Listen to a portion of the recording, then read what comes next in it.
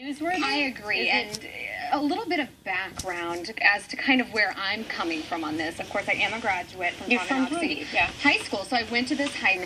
Numerous things that have gone on throughout the years that are unacceptable, just uncalled for, and you know the district has taken great steps to kind of improve that. When I was in high school, we had a wonderful principal, a great superintendent. You know, management has changed, so I don't know any of these people personally, but I feel like that statement is she's almost trying to just, let's push this under the rug, because Tongi doesn't need another controversy. Tongi doesn't need to be in the news again. But you know what? I think it needs to be made aware. And what struck me when I read this story, it never occurred to me that this was happening. Is this happening? It could happen anywhere. It could happen in Tonganoxie. It could happen in Kansas. It could happen at the YMCA. Anywhere. I just think it's a very, very important issue to raise on. One, should you have electronic devices in the locker room? And two, I feel like if this happened to my child, I would want people to know about it.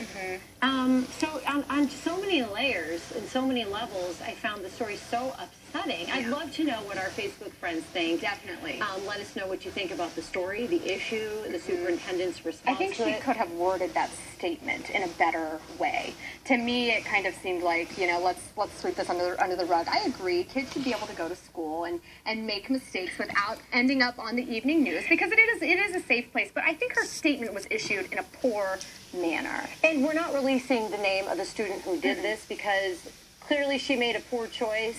No need to shame her for that. Her parents will deal with that on her own, we hope, and the school will. She's been disciplined. But on a whole, really, that was an upsetting story to read. Definitely, I agree. Now, let's kind of transition from this. I pose another question. You said, obviously, the mother was involved in this story, and the school obviously doesn't feel that the issue needs to be made public, but they, of course, disciplined the student who took the photo, whatever.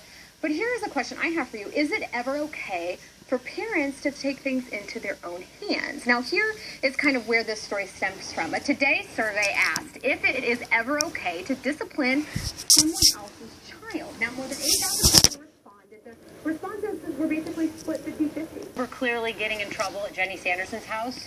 Jenny Sanderson's mom sent me to her room.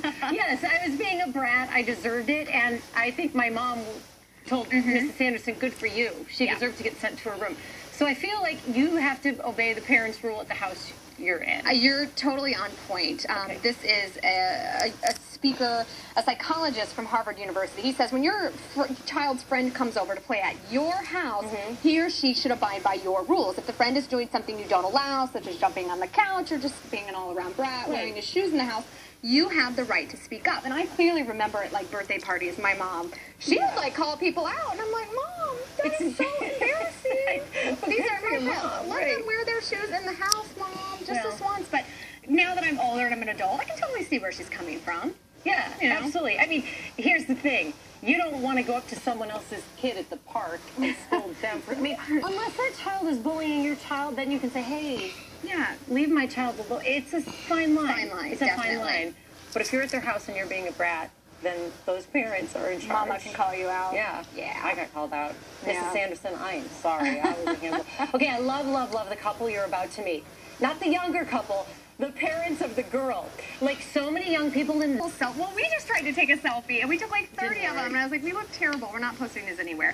No. Those were, I mean, props to them. They were taking good selfies, So now we're talking about highbrows and hair. We're going from we're actually going to talk about hair. I am going to tell you about thigh brows, but you're going to have to tune in on Monday. That's a highbrow. Thigh brows. I'm going to tell you all about the thigh brow. That's a new trend on Instagram, but you're going to have to watch the show Monday. Like if you're going to shave, thigh brow? So Google. It's not anything dirty, but Google it this weekend, see what you think, and then we'll talk about it on Monday. All right, let's talk about hair. Wait.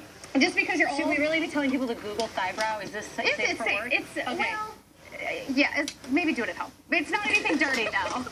But don't do it at home. Wait till you go home. Anyway, let's talk about hair. Okay, let's talk about hair. So just